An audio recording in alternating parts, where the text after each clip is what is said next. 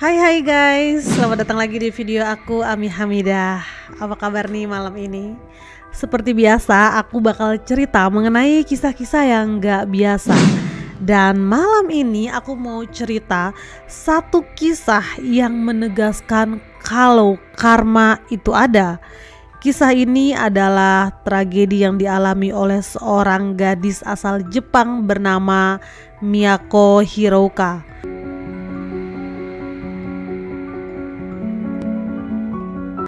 Buat tahu kisah lengkapnya langsung aja ya guys, kita rangkum bareng isi Google.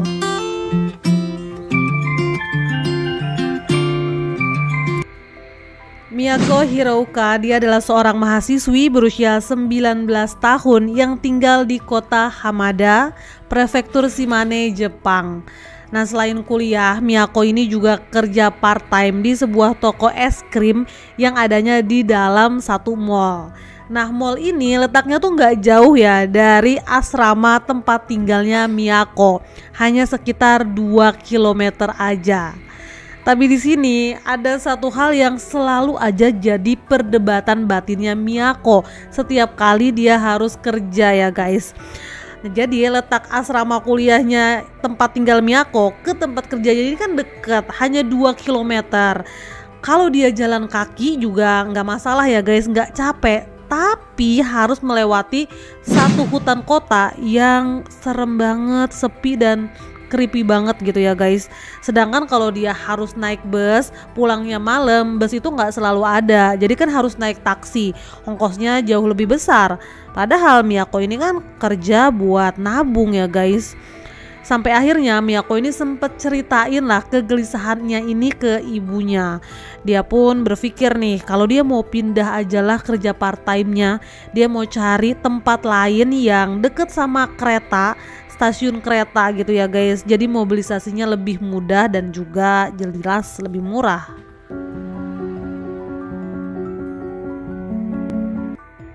Hari itu tanggal 26 Oktober 2009, seperti biasa Miyako baru aja selesai kerja part time sekitar jam 10 malam.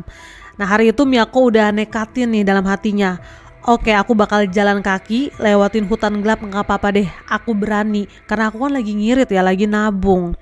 Nah, seperti biasa orang yang terakhir kerja dia tuh punya tugas buat buang sampah. Nah, Miyako ini udah siapin lah sampah yang harus dia buang dan rencananya dia bakal buang sekalian dia jalan mau pulang ya guys.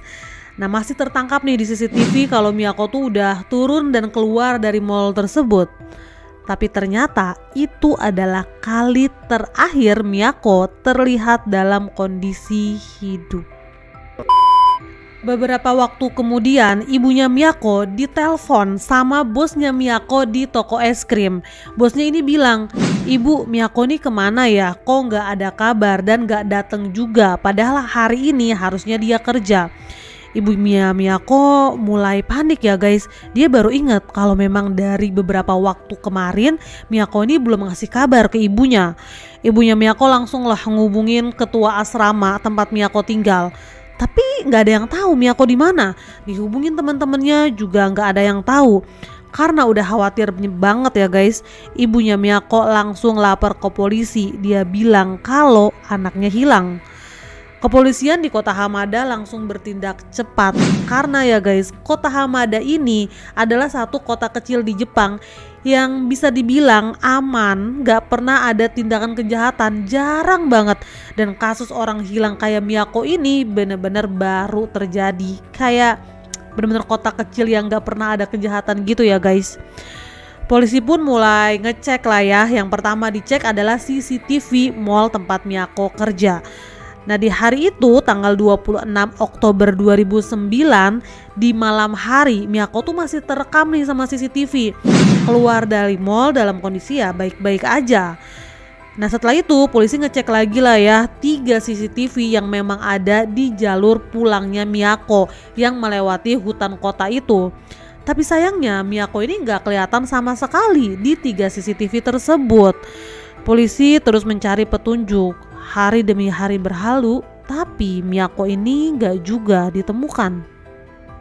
1 bulan kemudian ada seorang pria Dia ini lagi mendaki gunung di wilayah kota Hiroshima buat nyari jamur. Jadi pria ini memang kerjaannya nyari jamur-jamur langka gitu ya guys di atas gunung.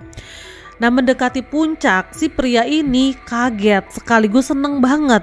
Dia ngeliat kayak ada semacam jamur warnanya hitam dan gede banget gitu guys, kayak hampir segede kepala manusia. Excited banget dong dia, dikira ini jamur langka. Pas dia ngedeketin, langsung dia angkat. Langsung kaget luar biasa ya guys, karena ternyata itu bukan jamur, melainkan kepala manusia dalam kondisi udah terbakar, udah gosong hitam ya guys. Si pria ini langsung lapor polisi, dia ceritain apa yang terjadi. Gak lama pihak kepolisian pun langsung datang ke TKP. Polisi yang tiba di lokasi langsung melakukan penyisiran lokasi lebih jauh ya guys, pengecekan lebih mendetail dibantu sama warga setempat.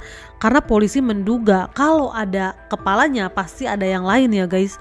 Dan ternyata betul aja, polisi dan warga menemukan 6 potongan lainnya. Setelah itu polisi langsung membawa lah ya guys tubuh manusia tadi untuk dilakukan proses otopsi dan juga identifikasi.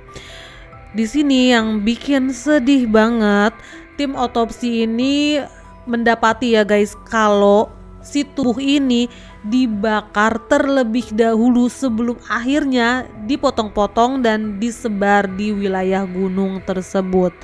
Dan proses identifikasi menyatakan kalau ini adalah tubuhnya Miyako Hiraoka, seorang mahasiswi yang sudah 1 bulan dinyatakan hilang dan dicari sama keluarganya. Sedih banget ya guys, pihak keluarga bener-bener gak mengira kalau anaknya ini bakal ditemukan dalam kondisi yang kayak begitu. Apalagi ditemukannya tuh lokasinya bisa dibilang sangat jauh dari tempat tinggalnya Miyako yang ada di kota Hamada. Kasus Miyako pun seketika viral ya guys, yang tadinya hanya berita mengenai orang hilang di satu kota kecil berubah jadi berita nasional karena memang kejadiannya kan benar-benar brutal dan tragis banget. Akhirnya banyak lah ya stasiun TV yang datang ke kota Hamada untuk meliput kasus tersebut. Nah, satu ketika ada satu stasiun televisi yang bikin siaran langsung live di hutan kota tempat Miyako ini biasa lewat ya guys. Nah, tapi tanpa disangka ada suara yang bocor ketika live ini lagi dilakukan. Si wartawan, kameramen ataupun orang yang ada di lokasi tuh nggak mendengar atau melihat apapun ya guys. Yang melihat atau yang mendengar, lebih tepatnya mendengar ya, karena hanya suara. Itu orang-orang yang nonton dari televisi. Suara yang bocor ini guys kayak suara perempuan yang sedikit menangis. Nah, kalau bahasa Indonesianya gitu, karena dia ngomongnya pakai bahasa Jepang, suara ini tuh bilang, sakit banget, kenapa harus aku? Kayak gitu. Serem banget ya guys. Nih kalian boleh dengerin sendiri videonya kayak gini nih guys. Hiroshima-ken Kita-Hiroshima-chou no Garyuzan no Rindou no iriguchi desu. Hiroshima-ken Kita-Hiroshima-chou no Garyuzan no Rindou no iriguchi desu. Meskipun ketika itu kasusnya Miyako ini ya guys udah viral banget, ditambah ada bumbu-bumbu mistis tadi, sayangnya pelakunya ini nggak pernah tertangkap ya guys. Bukti-bukti yang ada di lapangan tuh bener-bener sedikit banget. Jadi polisi tuh kayak kesusahan buat nyari siapa sih pelakunya ini. Sampai akhirnya 7 tahun setelah kasus ini berlalu, setelah orang-orang tuh mulai agak lupa sama kasusnya Miyako, polisi pun berhasil memecahkan kasus tersebut.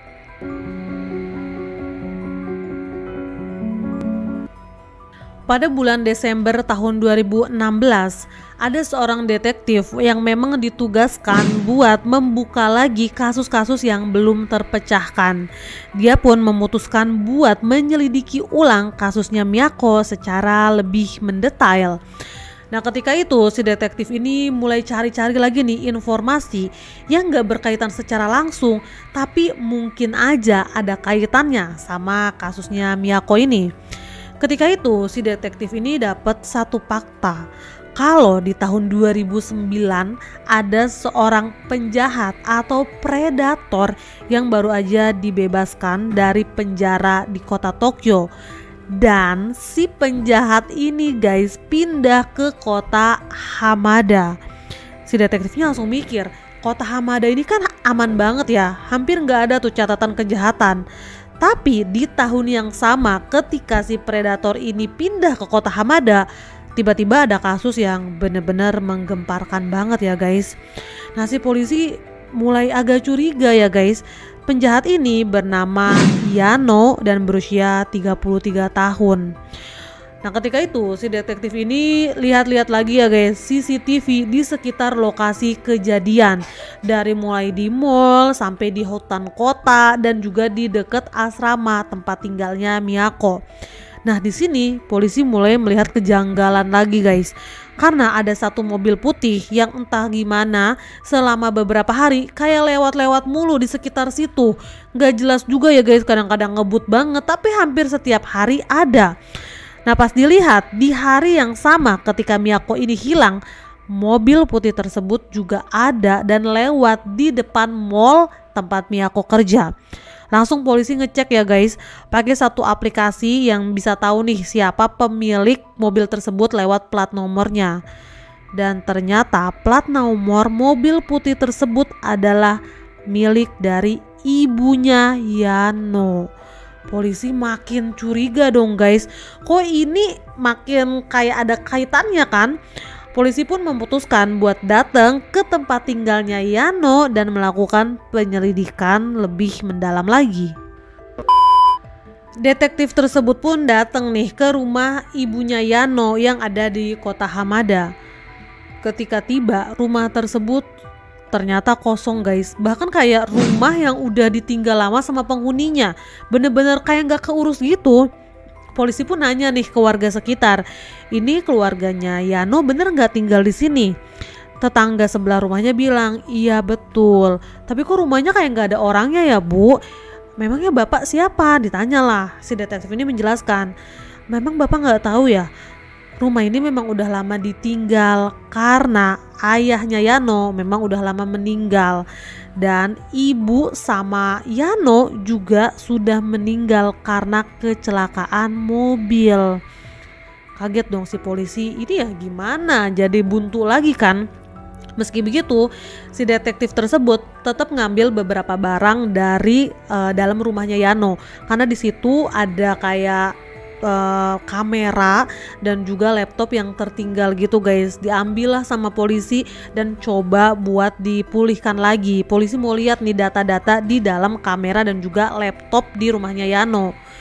Betapa kagetnya polisi ya guys, karena di dalam kamera tersebut polisi menemukan 57 foto yang merupakan fotonya Miyako dalam kondisi yang udah gak bernyawa guys, tapi kayak di foto-foto dalam lagi disiksa gitu loh guys. Polisi pun yakin ini udah pasti dia pelakunya, karena dicek fotonya itu kayak ada di kamar mandi gitu guys, dan ternyata fotonya itu match kamar mandinya memang yang ada di rumah tersebut. Detektif tersebut langsung ngecek lah, bener gak nih si Yano dan ibunya itu kecelakaan?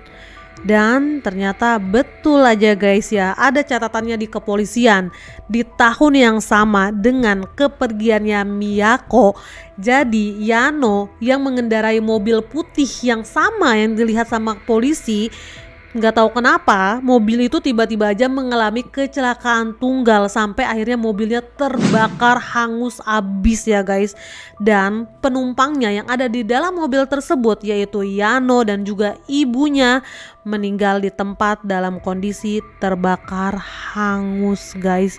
Kondisinya ya hampir sama dengan kondisinya Miyako.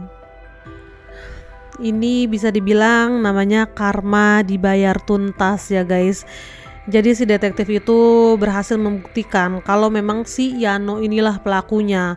Ternyata selama beberapa hari Yano tuh memang bolak-balik di sana kayak nyari mangsa gitu guys. Dan dari catatan di waktu kejadian ya memang ada beberapa warga yang notice sama itu sebenarnya ya guys, kalau ada mobil putih yang sering jalan ngebut di wilayah tersebut. Yang gak lain adalah mobilnya Yano.